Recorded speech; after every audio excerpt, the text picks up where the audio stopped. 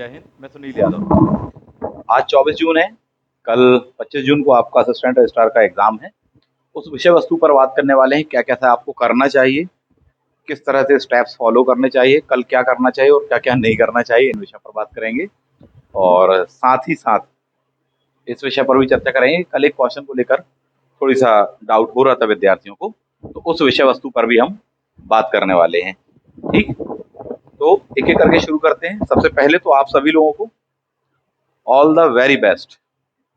आप सभी को, जिन विद्यार्थियों ने लगकर मेहनत की, इतने समय से इस एग्जाम का इंतजार कर रहे थे, समय से हो और बेहतर से बेहतर हो, अच्छे से अच्छा हो। तो आप सभी को ऑल द बेस्ट। ईश्वर आपकी सहायता करे, आपके साथ रहे और आपका बहुत अच्छा पेपर जाए साहब। ठीक है। नेक्स्ट पॉइंट, देखिए कल आपको क्या क्या करना चाहिए। तो कल जो करना है उसके लिए रूपरेखा आपको आज से बनानी पड़ेगी। सबसे पहला काम, एडमिट कार्ड में जो इंस्ट्रक्शंस दिए हैं आपको उन्हें पढ़ लेना चाहिए। अगर कोई चीज कम रह रही है, कोई चीज बाकी है, किसी चीज को लेकर के कोई समस्या है, तो उसको अभी दूर कर लो। कल एकदम से सुबह से आप एडमिट कार्ड पढ़ो, उसकी वजह यह है कि आप पहले से प्रिपेयर रहें साहब। पढ़ाई को लेकर के और रात में लगेगा कि साहब और पढ़ लें और पढ़ लें और पढ़ लें, तो कई विद्यार्थी बोले साहब पूरी रात ही जागने वाले हैं। तो ये सब बिल्कुल भी नहीं करना है आपको। जितनी अच्छी नींद होगी आपकी, उतना अच्छा आपका दिमाग चलेगा और उतना अच्छा आपका पेपर जाएगा। पर्याप्त मात्रा में नींद नहीं होगी तो फिर वहां पर एग्जामिनेशन हॉल में दिक्कत जाएगी।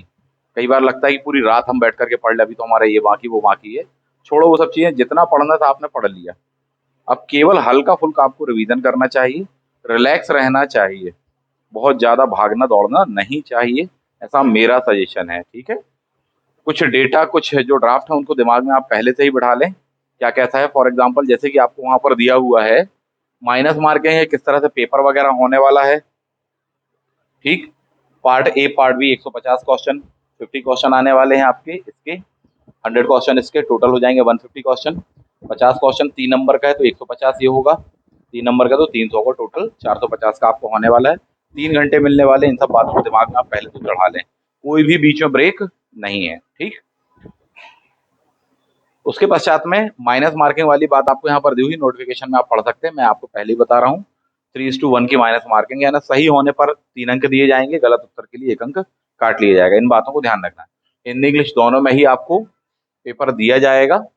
ठीक, इस बात को ध्यान रखें। वहां पर लिखा हुआ रहता है कि साहब हिंदी और इंग्लिश की कंट्रडिक्शन होता है, यदि लैंग्वेज को लेकर के हिंदी अंतिम रूप से मान्य होता है, बट होता ऐसा नहीं है, इंग्लिश को ही लेकर चला जाता था। ठीक है, बट उसमें ऐसा लिखा होता है।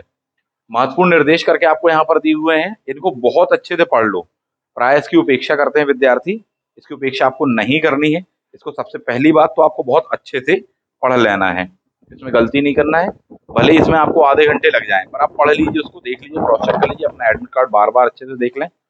2 कॉपी रखें एडमिट कार्ड की, एक कलर्ड रख लें, एक ब्लैक एंड व्हाइट रख लें, और 2 अलग अलग सेक्शंस में आप रखें। फॉर एग्जाम्पल एक आपने पर्स में रखी हुई है तो एक गाड़ी की डिक्की में रख लें, या दूसरे वाले बैग वगैरह जो आप लेकर के जा रहे हैं उसमें रख लें। इस तरह से आपको करना चाहिए, ऐसा मेरा सजेशन है। ठीक, वैसे तो सिग्नेचर वगैरह की प्रॉब्लम हो रही थी एडमिट कार्ड में जब आए थे, बट वो आ गए हैं अब। ठीक, तो नया वाला आप निकाल सकते हैं। उसके बावजूद भी एक काम और कर लें, अपना रोल नंबर अभी से याद कर लें, इन केस कोई भी सिचुएशन। तो कम से कम ये तो कि हाँ हमें पता अपना रोल नंबर कहाँ क्या कैसा है, थोड़ी सा उसको दिमाग में रखें। उसको ऑनलाइन रखें, व्हाट्सएप पर रखें, अपने टेलीग्राम पर रखें, अपने ड्राफ्ट में रखें, डिवाइस पर रखें, 1-2 जगह रखें कम से कम उस चीज को।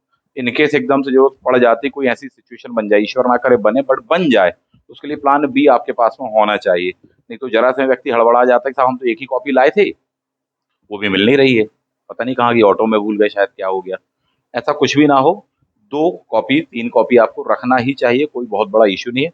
एक कलर्ड, एक ब्लैक एंड व्हाइट, और एक आध आप एक्स्ट्रा रख लें। प्लस ऑनलाइन मैंने कहा आपको रखना चाहिए, ताकि आप उसको कहीं पर भी एक्सेस कर सकें। कि किसी के साथ में बुरी से बुरी सिचुएशन भी होती है, बोले सर मिल ही नहीं रहा एडमिट कार्ड, अब आ गया एग्जाम सेंटर में, तो वहां पर आप जो भी हैं ऑफिस में जाकर के बताइए कि हमारा ऐसा ऐसा मामला है, रोल नंबर वगैरह ये है साहब जी। ठीक, वहां पर वो चीज समस्या हल हो जाएगी। नहीं है तो किसी का मोबाइल नंबर लेकर उसके व्हाट्सएप पर मंगवा लो, पहले ही से व्हाट्सएप पर उसको रखो, उसकी पीडीएफ वगैरह कुछ ऐसा कर लीजिए, ताकि इनकेस ऐसी सिचुएशन बने। लास्ट मोमेंट पर हर कोई आपकी मदद करेगा मुसीबत में, बट उसके लिए कम से कम कुछ एक बैकग्राउंड बनाकर रखना पड़ता है कि हाँ वो ऑनलाइन प्लेटफॉर्म पर पड़ी तो है आपके पास में कॉपी। इन बातों का ध्यान रखें साहब। ठीक, समझदार को इशारा काफी है। तो ये चीजें कर लें। एक और बहुत महत्वपूर्ण पॉइंट कि साहब बिल्कुल रिलैक्स रहें, बिल्कुल रिलैक्स रहें। अनावश्यक तनाव लेने की जरूरत नहीं है। होता बहुत है तनाव, टेंशन बहुत ज्यादा होती है। जैसे जैसे कदम बढ़ते जाएंगे एग्जाम सेंटर की ओर, टाइम गुजरता जाता है, तो हड़बड़ाहट घबराहट होती है। उस पर नियंत्रण रखें। बहुत ही धैर्यपूर्वक, बहुत ही स्मार्टनेस से, बहुत ही उत्साह से आपको पेपर बनाना है। हर चीजों का एक सही बैलेंस होना चाहिए, एक सही मिश्रण होना चाहिए। इस बात को समझिए।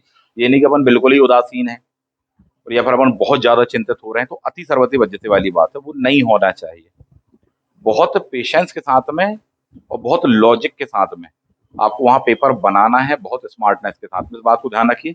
नॉलेज वॉलेज सब है, आपको ज्ञान भरपूर है, वो आपको काम आएगा, लेकिन उससे ज्यादा क्या काम आएगा, तीन चार पॉइंट जो बता रहा हूँ वो। पहली चीज पेशेंस, दूसरी चीज स्मार्टनेस, स्मार्ट स्ट्रेटेजी, तीसरी चीज लॉजिक के साथ में आप उसको वहां पर बनाइएगा। कि साहब कोई सा भी क्वेश्चन का आंसर आप लगा रहे हैं तो एक बार उसको एक से दो तरीकों से उसको टैली कर लें, क्रॉस चेक कर लें। ठीक, लॉजिक। और उसके बावजूद भी किसी क्वेश्चन में फंस रहे हो तो present of mind, common sense, रुक जाना वहां पर। एकदम से लगता है कोई क्वेश्चन में साहब ये गड़बड़ हो सकता है, कि इसका आंसर समझ में नहीं आ रहा, बट लगा तो दो। लापरवाही नहीं करना, रुक जाना थोड़ी सा, धैर्य कहलाता है ये। फिर उसके बाद में आप थोड़ी देर के पश्चात में उस क्वेश्चन को देखना और फिर लगाना उसको लॉजिक के साथ में, कॉमन सेंस के साथ में।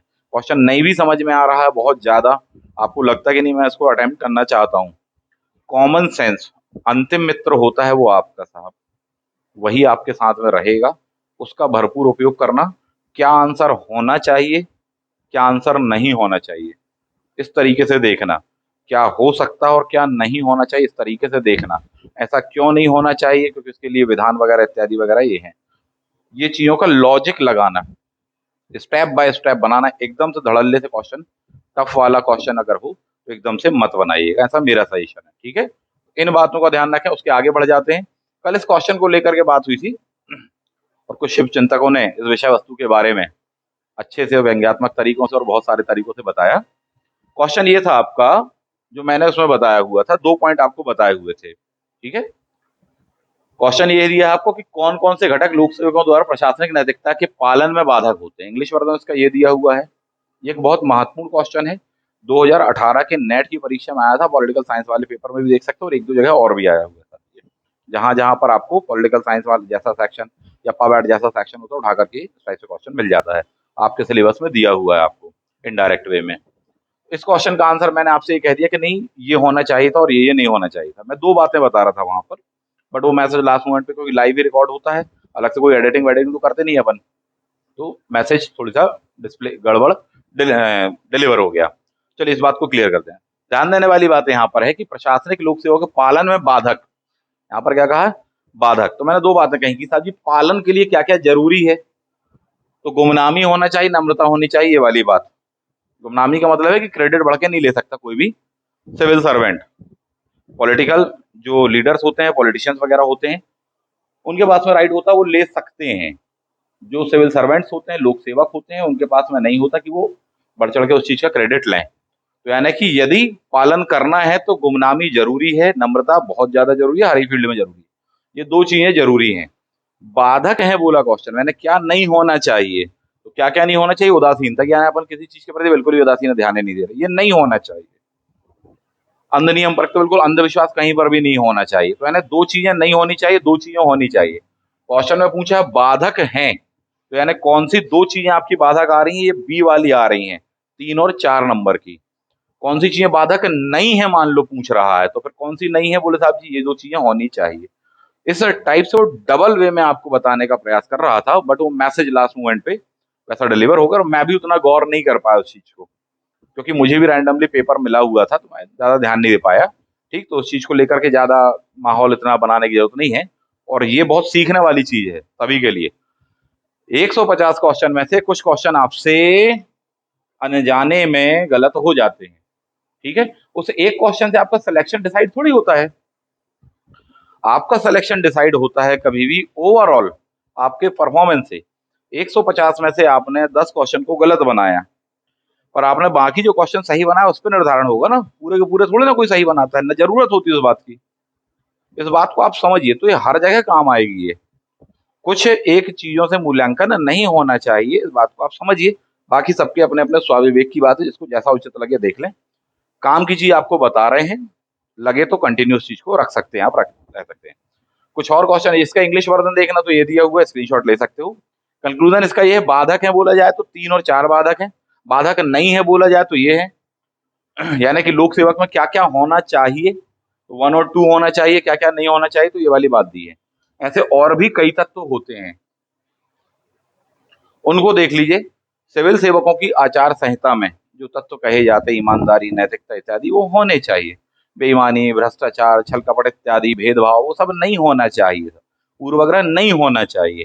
क्वेश्चन में पूछने का आशय उसका ये है वहां पर, तो यहाँ बाधक पूछा इसलिए ये वाला आएगा। ठीक है, चलिए, तो अपन ने अपनी गलती यहाँ पर सुधार ली, तो इसका बी ऑप्शन आएगा। मैंने कहा था कि और भी 1-2 ऑप्शन होने चाहिए थे, ये वाला सेट होना चाहिए था, क्योंकि मुझे लगा कि बाधक नहीं वाली बात या पालन करने हेतु आवश्यक तत्व, ऐसा मैंने सोच लिया था, है ना। चलिए, कुछ क्वेश्चन आपको दिए हुए इस टाइप से क्वेश्चन आएंगे आपको, माइनस मार्किंग है।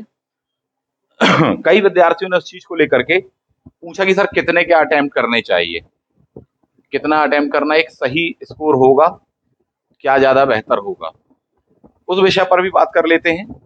देखिए, मैं पहले ही कह चुका हूं और बार बार कह रहा हूं, सब कुछ डिपेंड करेगा कि पेपर के ऊपर।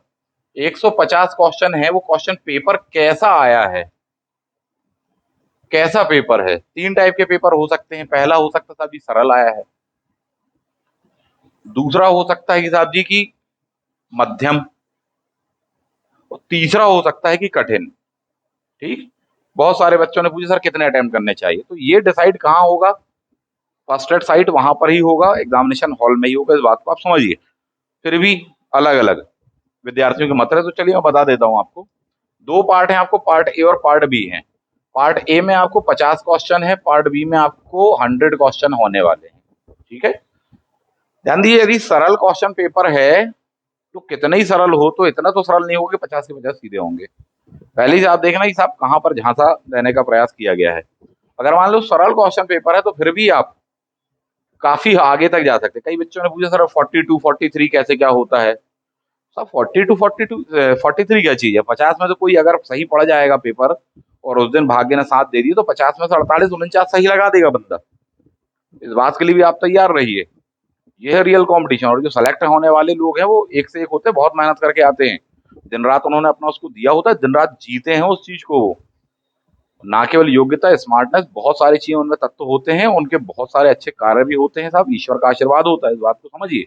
तो कितने भी क्वेश्चन बनाना कोई बहुत बड़ी बात नहीं है, 47 48 42 43 कोई बहुत बड़ी चीज नहीं, डिपेंड दोनों तीनों बातों पर करेगा, पेपर कितना टफ है, इजी है, कितना हमने प्रिपेयर किया है, इन सब बातों पर निर्धारण होने वाला था। सरल पेपर है तो भी मेरा सजेशन ये है, थोड़ी सा देख लेना, कई बार इतना सरल भी नहीं होता, अपन को लगता है गच्चा खा जाते, तो भी आप देखें 45 46 तक जाना आप 50 में से, पार्ट ए बता रहा हूं। ठीक, मध्यम टाइप का लग रहा है तो 40 से 42 सफिशिएंट होगा आपको, जो आपको बन रहा।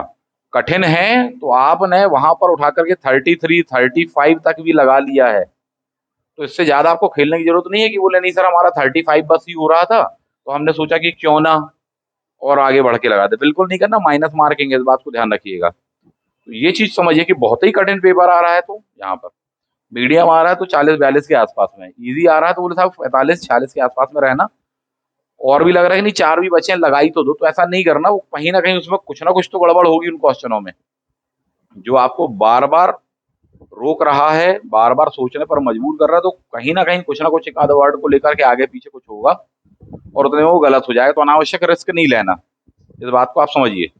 बहुत है कि ओवरऑल में रिस्क लेनी है आपको तो 10%, मैंने कहा वही, मैंने कहा मैक्सिमम कहा आपको 10%, मिनिमम नहीं कहा है, मैंने कहा कि मैक्सिमम 10% पर आप रिस्क लेना, जो भी आपने क्वेश्चन लगाए हुए हैं। ठीक, फॉर एग्जाम्पल 40 क्वेश्चन आपने पार्ट ए के लगाए हैं 50 में से, आप चाहो तो 10% मैक्सिमम ले सकते हो, 10% है ना 4 क्वेश्चन, तो 2 ले लो, 3 ले लो, और अधिकतम लग रहा है क्योंकि वहां लगता है कि ये भी लगा दो ये भी लगा दो, लगा तो दो, अधिकतम कह रहा हूँ 10% है ना 4, इससे आगे मत बढ़ना।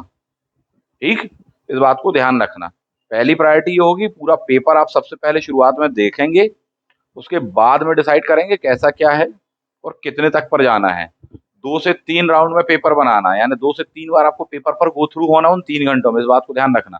कम से कम 2 बार तो गो थ्रू होना ही होना है। यानी फर्स्ट राउंड पे पहले 150 क्वेश्चन पूरे अटेम्प्ट करे अपन, देखे अपन ने, उसमें से लगा लिए अपन ने, बोले साहब गिने कितना आ रहा है, बोले 110 आ रहा है, 115 आ रहा है, 120 आ रहा, जो भी आ रहा हो जिसका।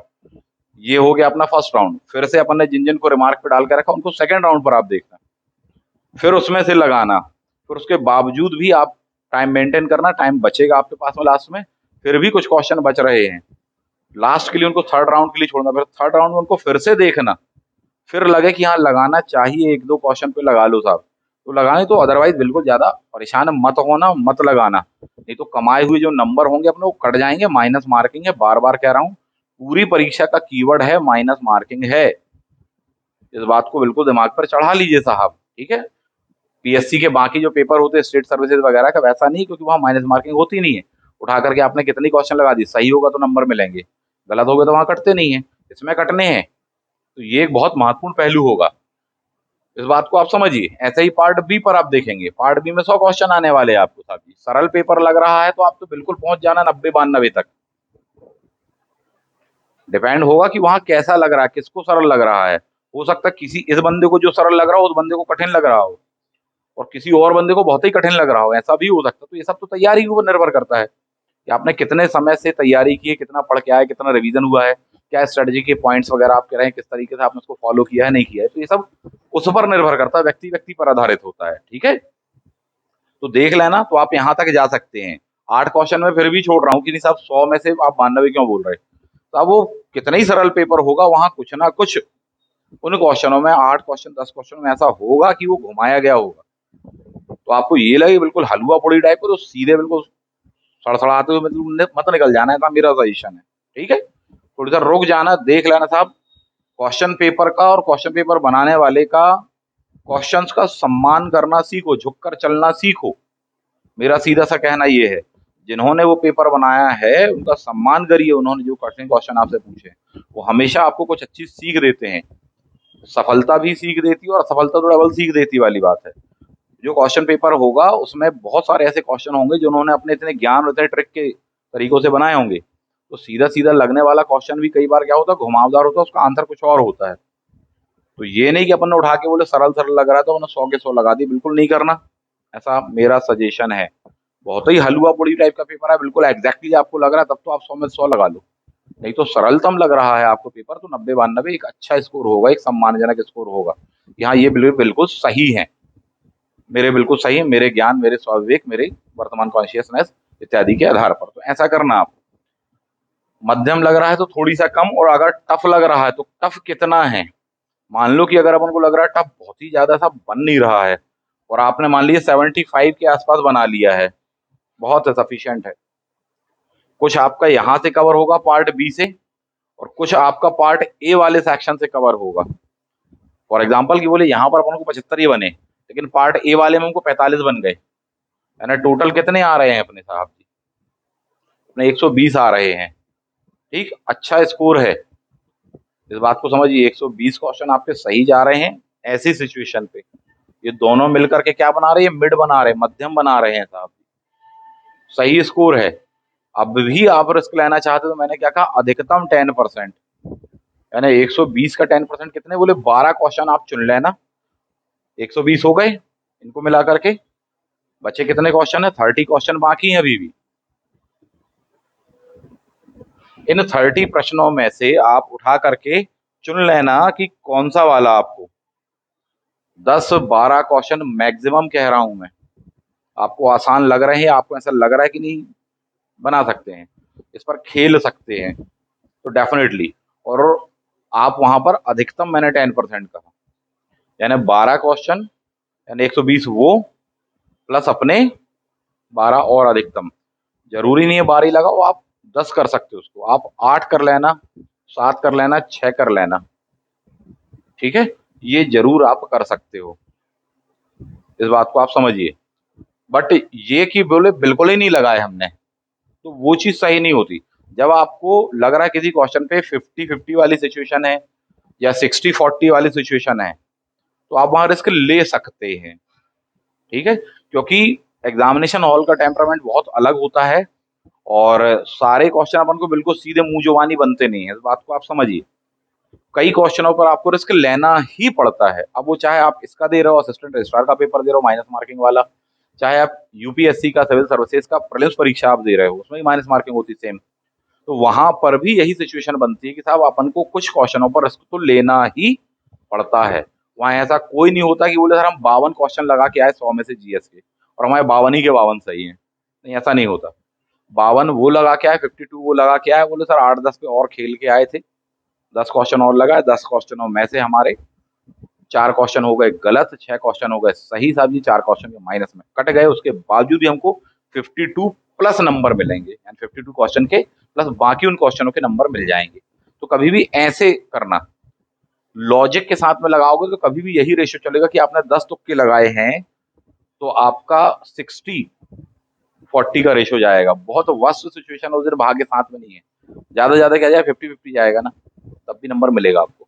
बट पहले क्या, जो आपका बेस है उसको स्ट्रॉन्ग करना था, उसको बनाना था, उसके बिहाफ में बनाना, डेफिनेटली आपका जो पेपर रहेगा वो काफी अच्छा होने वाला है। तो ये कुछ स्टेप्स हैं जो आपको फॉलो करने चाहिए, ऐसा मुझे लगता है।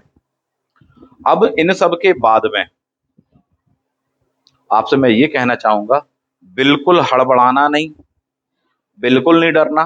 जो डर गया समझ लो घर गया, और जो नहीं डरा समझ लो अधिकारी बन गया वाली बात होगी। बिल्कुल डरने की जरूरत नहीं है। आपसे निश्चित रूप से बनेगा साहब पेपर, आपने मेहनत की हुई है। और कोई जाने अथवा ना जाने, आपका मोहल्ला पड़ोसी के लोग जाने अथवा ना जाने, वो ईश्वर, वो खुदा, वो भगवान, वो मालिक आपका, वो रब आपका जानता है कि आपने निश्चित रूप से बहुत ईमानदारी से मेहनत की है, वह आपके साथ होता है। ठीक है। और हर किसी के साथ में सिलेक्शन में अंतिम भूमिका वही निभाता है, इस बात को समझिए। कोई कितना ही काबिल हो, कोई कितना ही योग्य हो, कोई कितना ही पढ़ा लिखा हो, ये पर्याप्त नहीं होता। कर्म तो करना पड़ेगा परंतु ये अंतिम नहीं होता। अंतिम क्या होता है कि इन सब के बावजूद भी कहीं ना कहीं वो ब्लेसिंग्स, जो आपके अच्छे कर्म रहे हैं, आपके संस्कार रहे हैं, वो आपके साथ जाते हैं। आपके माता पिता गुरुजनों का, ईश्वर का आशीर्वाद आपके साथ में जाता है। और जब वो सबकी एक सकारात्मक ऊर्जा आपको मिलती है, तब आपका वो जो रिजल्ट है एक सही सकारात्मक दिशा में आपके पक्ष में आता है। सीधी बात, कंक्लूजन, ये उन लोगों का आशीर्वाद होता है आपका सिलेक्शन, केवल आपकी मेहनत, केवल आपकी विद्वता मात्र नहीं होती। तो इस बात को हमेशा ध्यान रखना, हमेशा इस चीज के लिए जगह रखना अपनी लाइफ में, अपने दिल में, अपने दिमाग में, अपने स्वाभिमान में, अपने अहंकार में, इस बात की सदैव जगह रखना कि जो कुछ भी आपने योग्यता इत्यादि वगैरह पाया है, सिलेक्शन, इतना स्कोर बनाया है, जो भी किया है, उसमें केवल आपका योगदान नहीं है, उसमें बहुत सारे लोगों का योगदान है। बहुत सारे लोग उसमें पीछे से शामिल हैं। आप अकेले कोई एक आइडल नहीं है, कोई एक इंडियन आइडल नहीं है आप। आपके पीछे आपके बहुत सारे आइडल छुपे हैं, उनका त्याग है, तपस्या है, प्रेम है, उनके जीवन के समझौते हैं जो उन्होंने आपके लिए किए होते हैं। प्लस आपका प्रेम है, आपकी भक्ति है, आपकी श्रद्धा है, आपका विश्वास है। ये फैक्टर्स भी काम करते हैं, ऐसा मेरा सोचना है साहब जी। तो इन बातों के लिए भी जगह छोड़ना, और जब भी कुछ ऐसा लगे कि साहब बहुत कठिन, हमसे बन नहीं रहा, निश्चित रूप से उस भगवान का, उस खुदा का नाम लेना और कहना मेरी मदद कर दो, मुझे बहुत जरूरत है इस एग्जाम की, मुझे बहुत जरूरत है इस पोस्ट की, साहब जी मेरी सहायता करो। निश्चित रूप से यदि आपकी उस अपील में, उस प्रार्थना में वह सत्यता और ईमानदारी होगी, तो निश्चित रूप से वह आपके लिए तो धरती पे उतर आएगा, कहाँ की बात कर रहे हैं साहब जी। ठीक है। तो ऐसा मैं सोचता हूँ, जरूरी नहीं है आप में से सभी लोग इस बात से सरोकार रखें, परंतु मैं ऐसा सोचता हूँ कि आपकी केवल योग्यता बस नहीं साथ में जाती, बहुत सारे लोगों की ब्लेसिंग्स भी जाती है। सबकी ब्लेसिंग्स लेके जाना, किसी का दिल दुखा के मत जाना। ठीक, बड़े धैर्य से जाना पेपर देने के लिए। कोई मिल जाता है, कोई आपसे गलत बात भी कह देता है, उसकी गलती है, लेकिन वो आपके ऊपर गलती थोप देता है, बड़े रिलैक्स, ठीक है, सॉरी, बिल्कुल सॉरी, मेरी गलती, मान लेना। मालूम है सामने वाले की है, पर आप मान लेना, बहुत धैर्य से साथ ही। शायद वह भी आपकी परीक्षा का एक पार्ट होगा। ठीक है। तो ये करना, ये नहीं कि अपन बिल्कुल, अरे आपकी गलती है, ऊपर से आप हमें बोल रहे हो, उल्टा चोर कोतवाल को, बिल्कुल नहीं करना, बिल्कुल आराम से रिलैक्स। होते हैं दुनिया में विभिन्न प्रकार के जीव जंतु प्राणी इत्यादि होते हैं साहब। आप अपना देखना सबसे पहले उस चीज को, आप अपने परिवार का देखना। क्यों? क्योंकि आपके उस एग्जाम पर बहुत सारे लोगों की जिंदगी के बहुत सारे पक्ष टिके हुए हैं। वो पेपर आपका अच्छा जाना बहुत जरूरी है। बहुत सारे लोगों की उम्मीदें, बहुत सारे लोगों की आस जुड़ी हुई है उस चीज से। आपका पेपर जाना बहुत जरूरी है। आपका सिलेक्शन होना बहुत जरूरी है। केवल आपके लिए जरूरी नहीं है, आपके बूढ़े माँ बाप के लिए जरूरी है, आपके भाई बहनों के लिए जरूरी है, उस परिवार की वंचना के लिए जरूरी है, उस परिवार के जीवन के किए गए कंप्रोमाइज के लिए बहुत जरूरी है। वो किसी एक दो गलत लोगों की गलत बातों के लिए अपन वहां दंडित करके उन्हें अपना दिमाग खराब नहीं कर सकते, क्योंकि आज अपना पेपर है। ठीक है। और जब हाथ दबा हुआ है आपका, उस दिन खासकर दबा ही हुआ होता है, तो बहुत रिलैक्स रहना। चाहे सड़क पर कोई मिले, चाहे एग्जामिनेशन बिल्डिंग में आपको कोई मिले, चाहे एग्जामिनेशन हॉल में कोई हो जाए, बड़े धैर्य से, बड़े झुककर, बड़े लिबरल होकर बात को बनाने की कोशिश करना, बिगाड़ने की नहीं करना। इस बात को बहुत ध्यान रखना।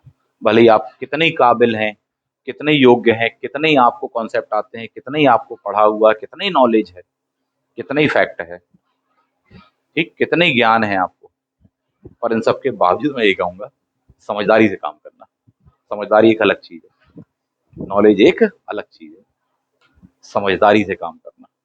आप देखना कि आपके पीछे कितने लोग हैं परिवार में, उनके लिए काम करना, उनको आगे ले जाने के लिए करना, उनका जीवन, उनका भविष्य बेहतर बनाने के लिए करना, उन सभी की लाइफ में अच्छी खुशियां लाने के लिए करना, या कुछ खुशियां लाने के लिए कर रहे हैं आप। सारी तो नहीं दे सकते अपन एक सिलेक्शन से, बट जो भी बेहतर से बेहतर दे सकते हैं, उस लिए आपका एग्जाम बहुत जरूरी है। और उसके लिए आपने बहुत लग के मेहनत की है। तो उस परीक्षा में केवल आप अकेले शामिल नहीं हो रहे हैं, आपका पूरा परिवार, आपके चाहने वाले जो लोग हैं, जो सच्चे चाहने वाले लोग हैं, वो सभी आपके साथ जा रहे हैं। वहाँ 3 घंटे एग्जामिनेशन हॉल के केवल आप नहीं गिनोगे। आप जब निकलोगे घर से, निकलोगे जब अपने रूम से, होटल से, जहाँ भी आप धर्मशाला में ठहरे हैं, जहाँ से भी निकलोगे, वहाँ से ही टाइमिंग काउंट किया जा रहा है। घर के दरवाजे को पार करने के पहले से आपका टाइम काउंट किया जा रहा है। उन परिवार के मेंबरों के दिल दिमाग बिल्कुल धुक धुक लगी हुई है साहब, और वो बिल्कुल सच्चे हृदय से आपके लिए प्रार्थना कर रहे हैं, अपने बच्चे के लिए, अपनी बच्ची के लिए साहब। बहुत सारे लोग आपके साथ में हैं, इस बात को समझना। आप अकेले बिल्कुल नहीं हैं साहब जी, बिल्कुल भी नहीं है। आपके साथ में बहुत सारे अच्छे लोगों की ब्लेसिंग है, आपके परिवार के, आपके चाहने वालों के। उनमें आप एक मेरा नाम भी जोड़ सकते हैं। हर जेन्युइन कैंडिडेट के साथ में मैं खड़ा हुआ हूँ। जिन विद्यार्थियों को नहीं भी पढ़ाया है, मैं उनके साथ में खड़ा हूँ। जिनको पढ़ाया है, उनके साथ में भी मैं खड़ा हूँ। अब आपको वहां पर, उस फाइनल स्टेज पर परफॉर्मेंस देना है, ध्यान रखना। और उस परफॉर्मेंस में आपको अपनी पूरी काबिलियत, पूरी योग्यता, पूरा कॉमन सेंस, पूरी समझदारी, पूरी शिद्दत, अपने गुण दिखाने ही है। योग्यता का, कर्मठता का, एक्यूरेसी का, विद स्पीड का, काबिलियत का, कुशलता का। वहां पर इन चीजों से ही शुरुआती काउंटडाउन होगा साहब। उस फाइनल स्टेज पर परफॉर्म करने के लिए आप पहुंचने वाले हैं। डर तो होगा, घबराहट तो होगी, और उस डर पर नियंत्रण रखना, ऐसा मेरा सजेशन है आप सब लोगों के लिए। ठीक है। आपके साथ में आपके माता पिता, आपके गुरुजन, आपका भगवान, आपका खुदा, वो आपके साथ है, वो आपके साथ जाएगा। यदि आप में वाकई में वो शिद्दत है, तो निश्चित रूप से वो आपकी सहायता भी करेगा, और आपको अच्छे से अच्छे परिणाम निश्चित रूप से मिलेंगे वहां पर, है ना। इसी के साथ आप सभी को मेरी बहुत बहुत शुभकामनाएं। साहस, धैर्य, कॉमन सेंस, लॉजिक, इस तरीके से पेपर को फेस करना।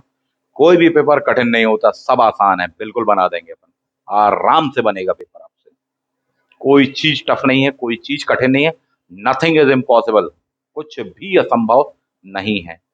बनते हुए क्वेश्चन भी आपसे बनेंगे, और अगर आप इन शब्दों को ध्यान रखेंगे, साहस, धैर्य, common sense, logic, toughest question भी जो नहीं भी बन रहे हैं, तो निश्चित रूप से बनेंगे आपसे।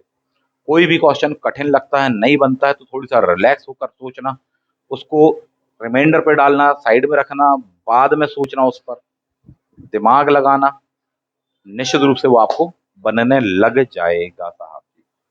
ठीक, और उसके बावजूद भी कुछ फैक्ट वगैरह इत्यादि को लेकर के हो रहा है, बिल्कुल धैर्य से, आराम से उस पूरे को पूरे क्वेश्चन को पढ़ना, समझना क्या पूछ रहा है, और याद करने की कोशिश करना। नहीं याद आता तो बिल्कुल एकाग्र करना अपने आप को, शांत, बिल्कुल शांत, और फिर याद करना।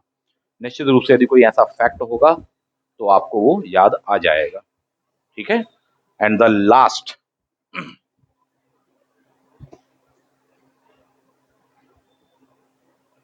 क्वेश्चन और ऑप्शंस को पढ़ने के बाद में सबसे पहला आंसर आपकी अंतरात्मा बोलती है, इस बात को ध्यान रखना। पर वो एक ही बार बोलती है, बहुत हुआ तो वो 2 बार बोलती है।